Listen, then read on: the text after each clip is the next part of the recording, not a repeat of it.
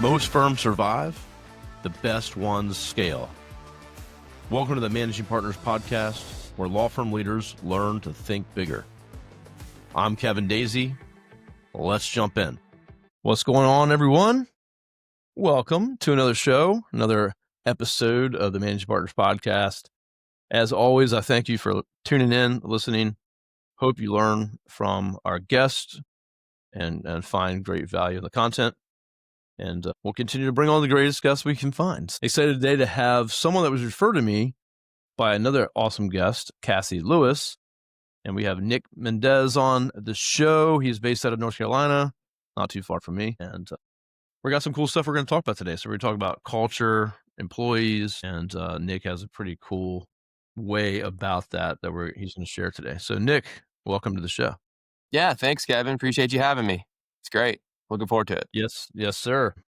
And I was recording the day before Halloween. Yeah, that's right. Nick, I know this will come out a little bit later, but Nick was just saying, they have like a Halloween thing in their office with their employees and bringing their kids in and doing like a trick or treat kind of to each office, which I thought was pretty cool. So yeah, we just had my wife and I just had a baby 3 months ago too, so it'll be little baby Ford's first Halloween in the office. So I'm excited. Nice. We've been doing this for a couple of years now, so it'll be fun having my own little bumblebee flying around. Congratulations. Actually, today is my daughter's birthday as we're recording. Okay, fun. Oh, that's a nice time of birthday for a little kid, right before Halloween. She's 12. Candy. Oh, she's still Halloween. Still Halloween. Yeah, we're still trick or treat. What do you mean? So get candy. Let's go. Actually, this is left on my desk right here. That's a bag. Yeah, that's right. Yeah, bag full of candy. So, well, let's jump into it, Nick. Tell the folks listening, more about you. I know you're part of Pilma. Yeah. Your firm's based in North Carolina, but tell us a little bit more about yourself, kind of your background, and a little bit more about your firm, and then we're going to get into some culture. Yeah, no, it sounds great. So yeah, we're here in Wilmington, North Carolina on the coast. We have offices throughout North Carolina and Charlotte and Raleigh and Jacksonville, North Carolina. It's about 45 minutes north of us here in Wilmington. My partner and I, Devlin Horton, we were insurance defense attorneys. He was doing it for about 6 years. I did it for about 2.5, 3 years. And we became good friends at the defense firm. And we decided, about a year into working with each other, like, hey, let's figure something out on our own, whether, we go do defense work or we go start a plaintiff's practice. And I had a case that I handled with a partner, and it was a big wrongful death case. And I was helping the partner with it. And we were in the mediation, and the case got resolved. And after that mediation, I'm not doing defense work. I don't want to be on this side of the coin.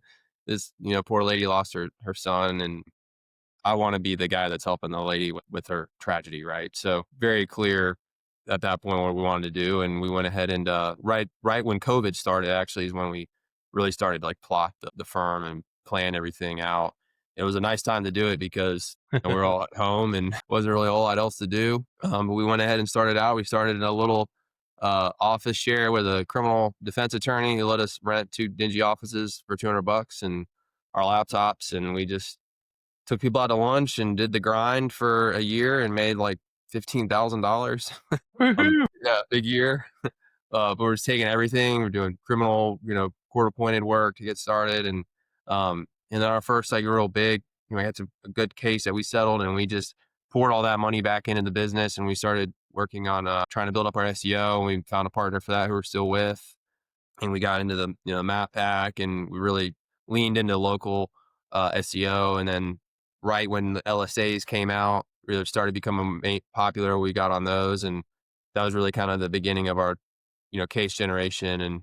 And from there, we've just continued to reinvest in the business and on all fronts, marketing and people, infrastructure and growth and everything. So it's been a great ride. We've had some really great clients, and had a $38 million jury verdict last year, which really put us on the map in our state. That's awesome. Yeah. So my partner, he had that verdict. He's the trial lawyer. I'm the business guy. That's how we run the firm. So that's been a great, we complement each other very well. So that's kind of in a nutshell. No, I love that. A couple of things that you said there. One, COVID, you use that as a good time to plan. And I know a lot of business owners and lawyers that use that same time to do that. So Yeah. good opportunity. Obviously, changed kind of the landscape with being able to be virtual and remote and things like that too. And then the other thing was, kind of having that partner that where you have that the clear roles, right? I think that's important. I have a partner and we have totally different roles. And so it's nice to be able to, hey, this is what I'm good at, this is what you're good at, especially when in a partnership like that. Or you have to hire, find someone to do that work for you. But I think that's a great great way to have partnerships to where, hey, I'm gonna be the business guy, you're gonna be the lawyer, and you can move a lot faster like that too. Yeah. I couldn't imagine any other way. I mean, we're in some groups, some trade groups, and obviously I have a lot of friends that are attorneys, and listening to them talk about some of the partnerships and how they're set up, where they're all kind of squabbling over the money and, oh, well, I brought in the big fee on that case. And it's just not a good way to I think run any kind of organization. We have it set up just like you said. I get to focus on the business and the growth. He gets to focus on working the cases and training the attorneys and creating that culture that we have among the lawyers and how we handle our clients' cases. And that's what he loves. Like, that's his sweet spot. And then my sweet spot's the business. And it wasn't that way from the start. Like, I was handling cases when we started out because you just kind of have to, but we've made that transition and we've communicated really clearly about, what it is that we want out of this. Like, it's where's our sweet spot? Where do we operate best? What energizes us? Where do we feel inspired? Um, and then just to continue to like kind of delegate and elevate up to that has been our model. And kind of the vision for us is I just want to be at one point able to help really spearhead key initiatives and growth and expansion in new markets, hiring, top talent people in big roles, those types of big picture things. And then he wants to just have a docket of 10 to 15 multi 7-figure files that he's working on. That's awesome. And go try cases. And that's kind of like where we want to be. So, like, that's another thing too. Anyone that's listening has a partner, like, you got to make sure you're super aligned with your visions, the vision that you want for the organization and the vision that you want as a partner in this organization. Make sure that those are aligned and that they support each other, because it's like a marriage. You're going to change. We're all going to change as we evolve, right? And if you're not communicating with your partner and you're not telling them what you want out of this and what they want out of it and how those two things support each other, it can go south. I think quickly. Yeah, So yeah, and we I have a see. super strong partnership. It's just like we couldn't imagine not doing it without each other. On top of that, we're best friends, so that helps. We That got does lucky. help. We just got lucky. I mean, I could have gotten a job somewhere else, and I never would have met Devlin. And who knows what I'd be? I'd probably be some angry defense lawyer or something. I'm just kidding. I wouldn't have done that. But yeah, a lot of it's luck. I mean, I think we win the lottery just to be born in the United States. Amen to that. Yeah, Yeah. I mean, luck Yeah, plays a big so role. all those things are so important. I think, I see we do marketing for lots of firms. I see firm partnerships go south or partners come and go, firms having to rebrand.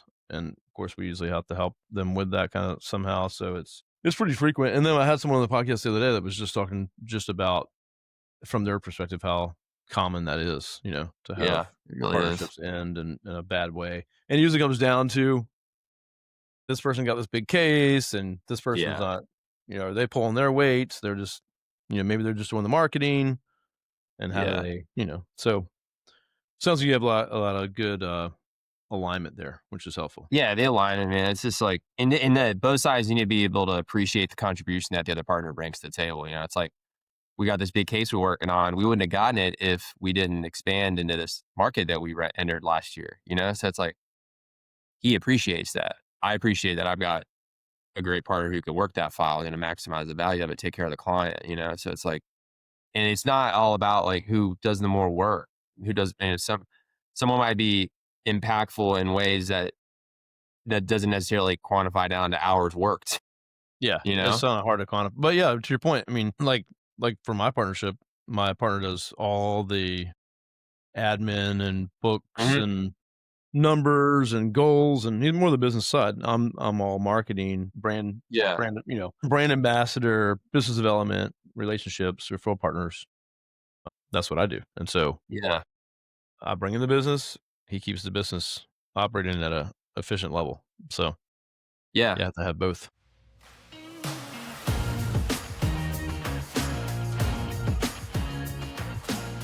Thank you for tuning into the show today. I have taken things to the next level, and I've started the Managing Partners Mastermind. We're a peer group of owners looking for connection, clarity, and growth strategies. So if you're looking to grow your law firm and not do it alone, please consider joining the group. Spots are limited, so I ask for anyone to reach out to me directly through LinkedIn, and we can set up a one-on-one call to make sure it's a fit. Now back to the show. It's great when it So works. I want to get more into, culture and employees. And I think you had mentioned to me like 7 critical things employees Yeah. need. I love that. I'm intrigued by that. And for a young firm, and you guys are not an old firm, to kind of already be there and Mhm. talking about those things. A lot of firms start and they just run. And they're Yeah. like just breaking stuff, trying to make money, and then they end up, you know, going the wrong direction for too long. And then Ditch. they start to bring in experts to help them. It sounds like Yeah, you yeah, guys yeah. have kind of been on a Pay good someone path. to tell them what their values are. Exactly. Yeah. So tell me more about this, 7 critical things, and Yeah, so I'm here to listen so and learn this like everyone else. so the 7 critical needs of employees, I'll start out with the values, the core values. And we talked about the partnership. And we started those core values like when we had 2 employees. We've got 5 core values in the firm. The first is to be Chick-fil-A. So we want to be the Chick-fil-A law firms. So great service, second mile service, a smile through the phone, my pleasure, consistency. We're going to get you through the drive-through efficiently as possible. The second is to be a bright spot in a dark time. Anyone that works with any of our firms is going through some kind of dark time on a spectrum. So we want to be like the bright spot that comes out of it, right? Most people can relate to that. Something bad happened to you, but there's like a little gem you pulled out of it. That's what we want Horton Mendez to be for the clients. The third one, be humble, hungry, and smart. I stole that from a book, The Ideal Team Player by Patrick Lencioni. Everyone listening should read that book. But be humble, hungry, and smart. You're going to be a great team player. So you're humble, you can take feedback, you listen, you're not a know-it-all, you put the team first, you're hungry, you get after it, you put in the extra work, take ownership. And then smart is just like socially smart, read the room, self-awareness, adjust how you act in with different coworkers, with different client situations. Some So if you're those 3 emotional things, intelligence in there. yeah, that's social intelligence. So humble, hungry, smart. The fourth one is be a farmer. So that is old-fashioned work ethic rooted in patience, consistency, and care. You're a farmer out in your field, taking care of your crops and nourishing them. And you go to bed and you go get a good night's sleep and you wake up the next day and you do the same thing, showing up, I you love it. know? And then the last one is we grow together, which is just pushing your comfort zone and growing as a person within the firm. So those values are really started with Devlin and I. Devlin is a farmer. He's a super hard worker. He's old fashioned work ethic. And then I'm very much the Chick-fil-A. And then we had other employees that we looked at who did really well here, who we modeled, and they were the bright spot at dark time. Very empathetic, paralegals and case managers with the clients, holding their hands through this, tough time, and getting those wonderful Google reviews about how helpful so-and-so was on their case. And then just the growth, like watching the people in the firm grow here was where we got that we grow together value. And then I'm walking smart. I did steal from a book, but I saw it in our people. So my point is the culture, the values, they come organically in your organizations from the people. Like you don't just like throw integrity up on the wall or honesty up on the wall and say those are your values. You got to look at the owners for one, and then the core people in your organization who make it great. What are their values? Like what makes them great? And those are your values as an organization. And it starts at the top, right? It starts with the owners, the leaders of the firm, and it permeates down. And that's the first part of it all was setting those. And we started working on those, a year into the business. The first one was a Chick-fil-A. I've got a Chick-fil-A wrapper on my bookshelf over there with scribbled the name of a client that called while I was in the drive-through. And it was like our first big case. And it's happened to be there. And I scribbled his name on a Chick-fil-A sandwich wrapper. And we drove to his house like that day. That's awesome, man. That's when that one kind of came out. But yeah, those values need to be organic. I think that's really important in the culture. And then going into the 7 critical needs of employees, I didn't come up with these. A guy named Walt Brown did, and he's a EOS implementer. And he's been with EOS since like very early days with Gino Wickman. And he's in Raleigh here in North Carolina, and he's been a coach, mentor, implementer for us on I EOS. get my traction. But he created this, yeah, there you go. You got traction. Yeah. But he's created this Byte 7 survey, and it evaluates the 7 critical needs of employees in an organization. So the 7 critical needs: one, they have to believe in the vision, where are we going? What is this organization trying to achieve? What's the mission? They need to belong. So they need to belong in the organization. They need to share the values with the organization, the core values. They need accountability. So what does it mean to win here? Like, what do I need to do to succeed? They need to be measured. So they need to be tracked. Like, how do I win? Like, How do they know they're winning, right? how do I know I'm winning? They need to be heard. So how do I communicate with the organization? And how does the organization communicate with me? And then they need to be developed. So how am I going to grow here? How am I going to learn new skills so I can be better at my job and I can move on to different roles with more responsibilities?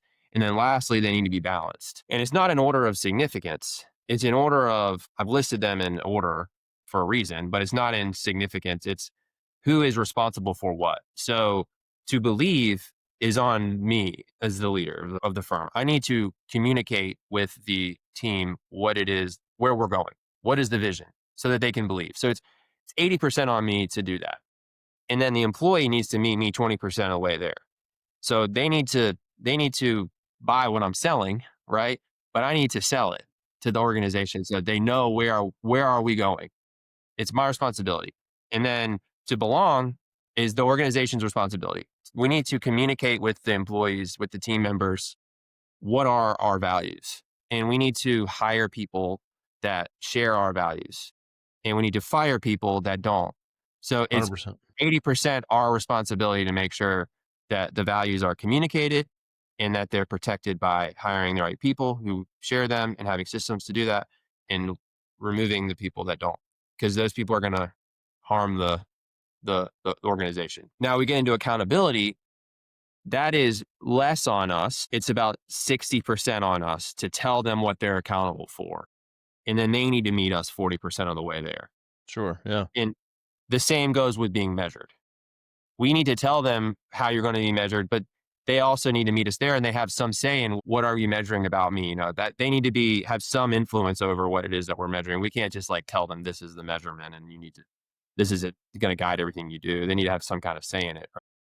Yeah. Here's what we think, and collaboratively say, well, what if we check this instead? Yeah. Yeah.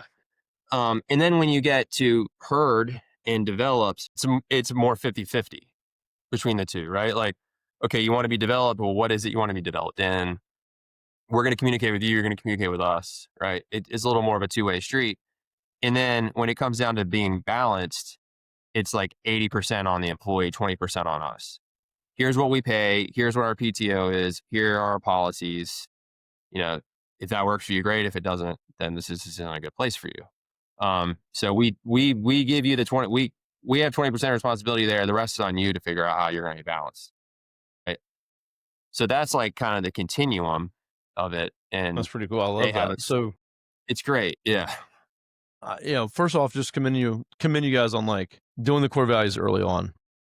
We didn't do that as early as a company, and kind of thought it was, some woo-woo stuff a little bit. It's and we, my partner's been an EO for a decade or more. Okay, cool. So very familiar with Entrepreneurs Organization, EOS, and Traction and all that stuff. So, but we were forced to go through like a workshop to do our core values, and we already had some set, and we're like, oh, we already have ours, and we got tore a new one because they were, like you said, they were just like kind of random basic things that everyone should live up to. And so it took us a while to kind of like tweak over like a year or two after kind of like going through different versions of it to get it right. But everything should stem from that, right? Hiring, firing.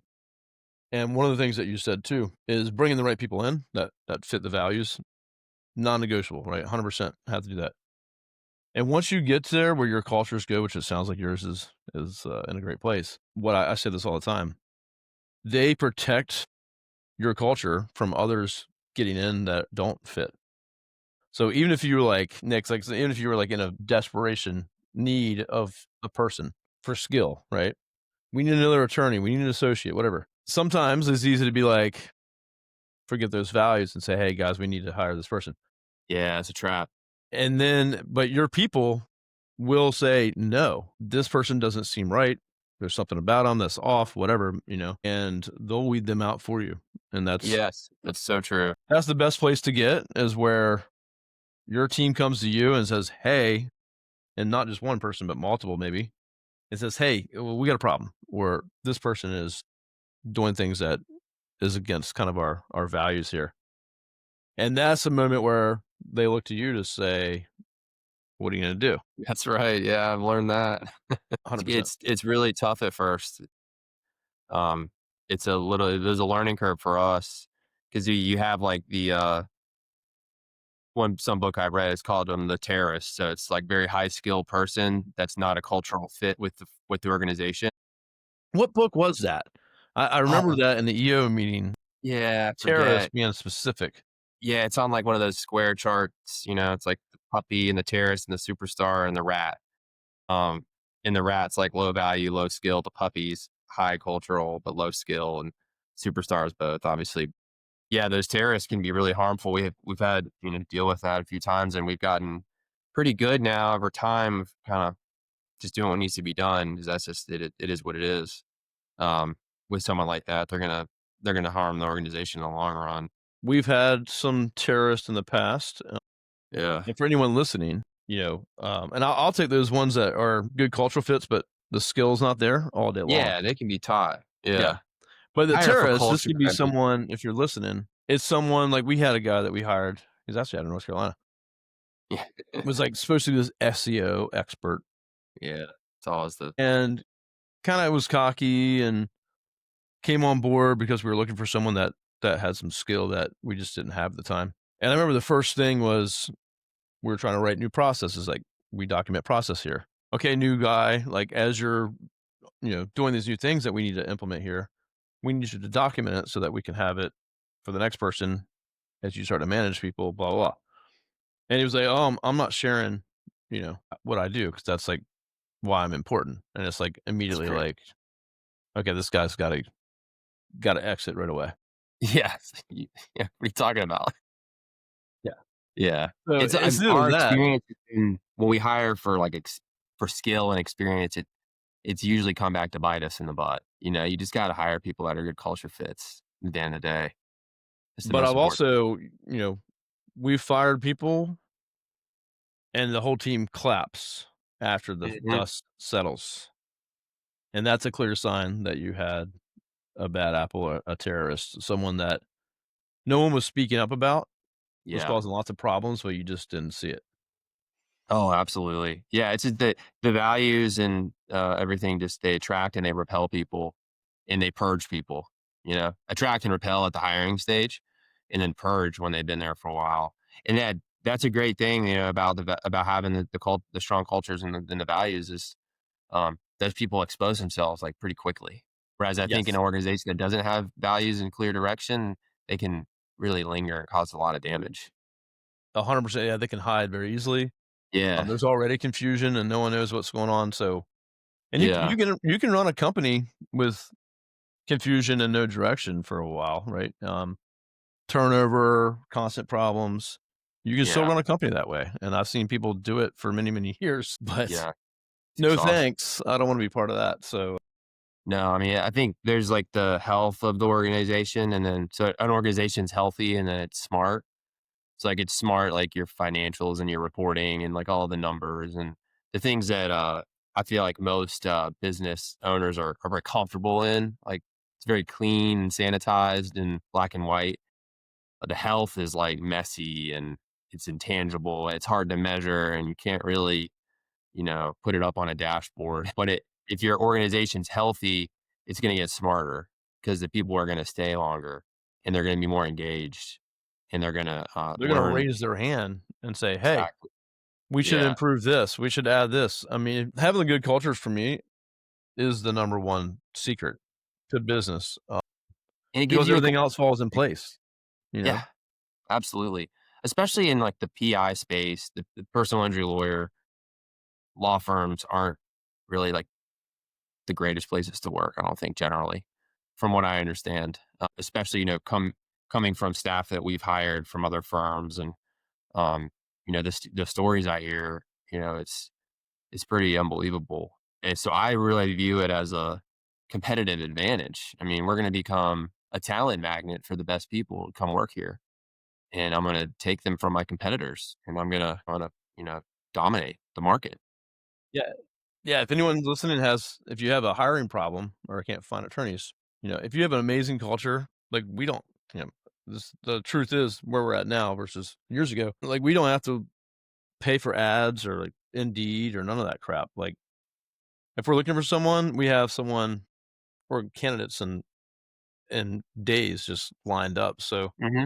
and same with you guys, I'm sure. Like think about all the firms, PI firms in North Carolina, right? Like, and how many have a great culture versus how many are just kind of old school. A lot of the problems that you might hear about. Yeah.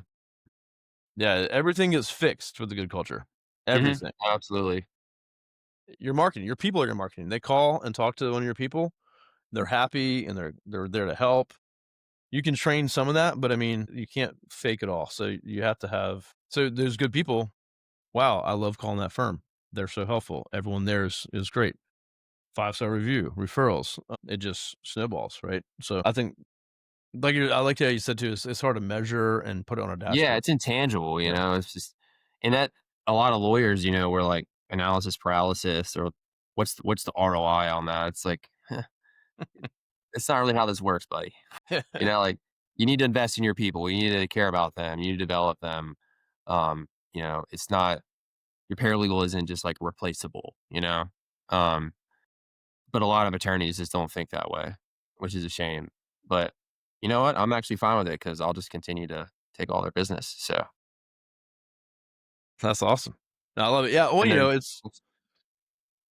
I always say, like, I'm kinda jaded because, with this show and with, um, all my guests I have, you know, typically don't have the problems that you're talking about.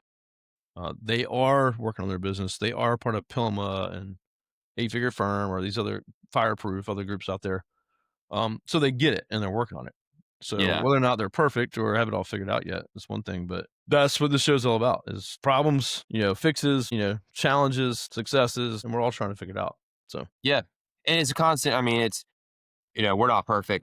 No organization is. It's just we've gotten to the point now where in order to make those improvements, you need to be very intentional about your systems to facilitate those 7 critical needs that I spoke about earlier, and to protect your culture.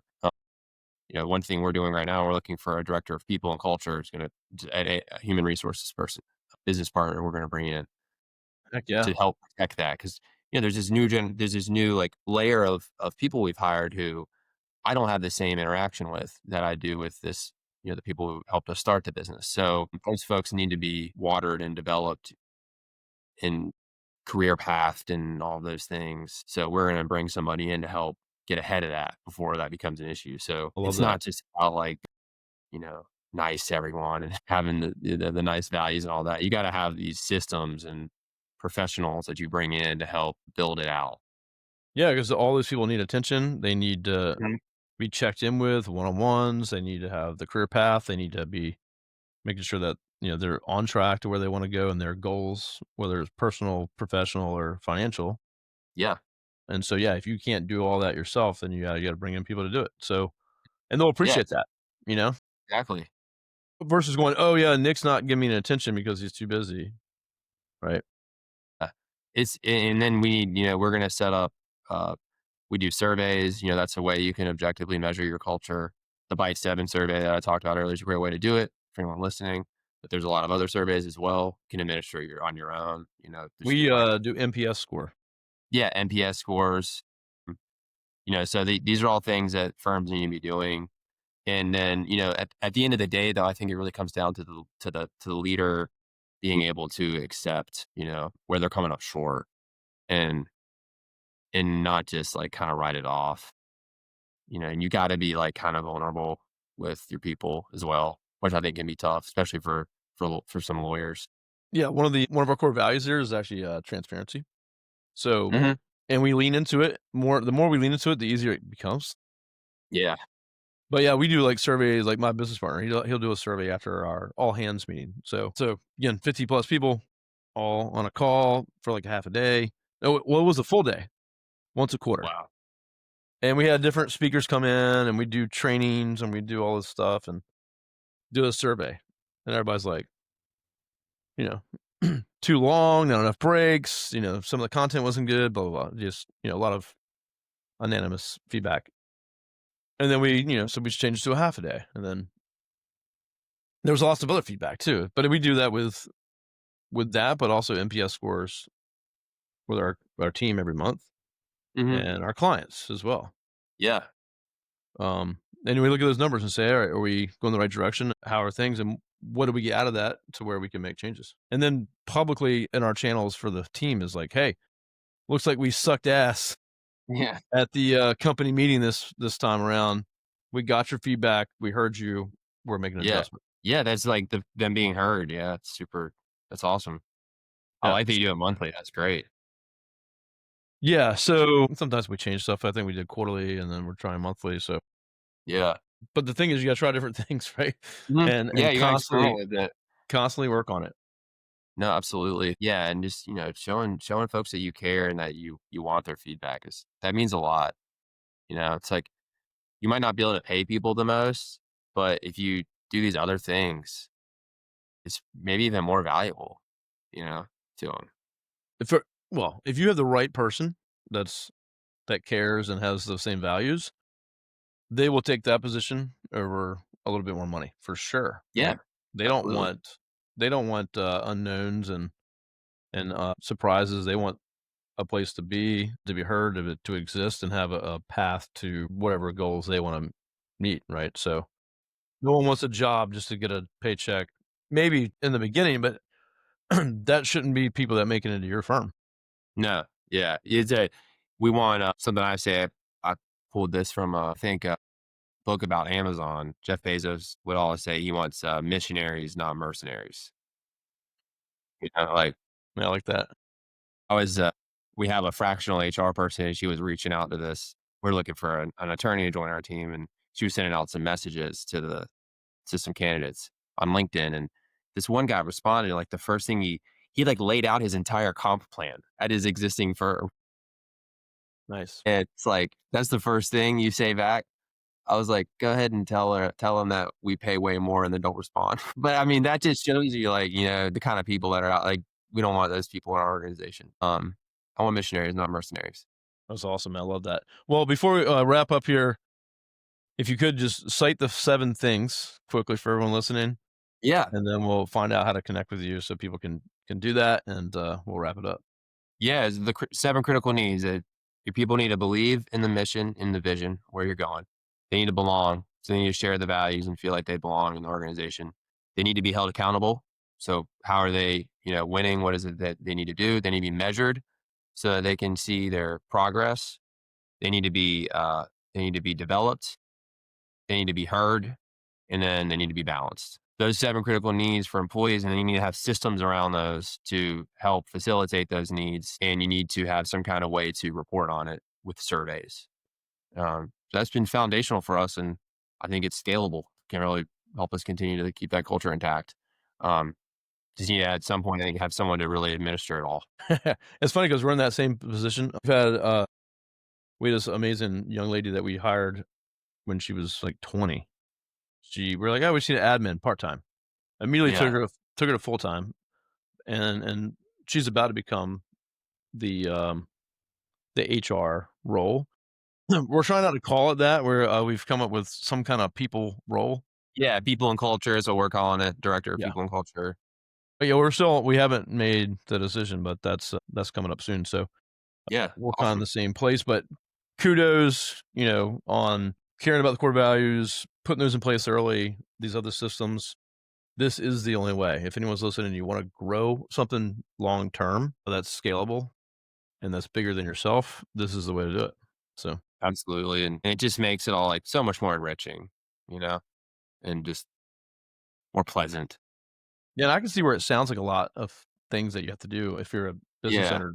If you're a business owner just trying to like keep it together and it's like, how do I do all these things and focus on all this stuff? It's not gonna be It's the overnight. glue, man. It's, this kind of stuff's the glue. So Gonna it make really all of it is. easier. People overlook it. They think it's like soft and fluffy, but it's not. It's a real thing. Well, take it from Nick, everyone. So appreciate you sharing. I love it. Love everything you guys are doing. It's the right way to go. And anyone else that's listening, trust me, this is the way to do it. So, Nick, Yeah. what's the best way for all the attorneys listening out there to find you, connect, and hopefully follow you and see more some of this? I don't know how much posting you do, but I'm Yeah. sure people like to follow you and connect. Yeah. Thanks, Kevin. Yeah. So, yeah, I'm on LinkedIn, Nick Mendez. Anyone wants to reach out to me, just shoot me an email. Just nick@hortonmendez.com. We're down here in North Carolina. Anybody that's got any cases, we'd love to help you with them in the state, anywhere in North Carolina or all over the state. So love talking about this kind of stuff. Anybody, just reach out, shoot me an email. We can set up a call. Man, I love it. Yeah, please reach out to Nick, connect with him. If you want me to make a intro by email or something like that, I'm happy to do that too. If you can't, Yeah, you're absolutely. driving, maybe you're driving and you didn't get to write this down, just reach out to me. Happy to help. Yeah, Nick, it's been an honor to have you on the show, and we're in alignment with Yeah. pretty much everything. So I'm excited about that. Yeah, man. Thanks, Kevin. Yeah, it's been great. Look forward to meeting you down in Miami in a couple months. Definitely be at Miami and TL. Looking forward to that. Looking forward to seeing you there. And everyone else, thanks so much for tuning in. As always, I appreciate you. Nick, stay on with me. We'll chat for a second. And everyone else, have an awesome day. We'll see you soon. Sounds good. See you, everybody.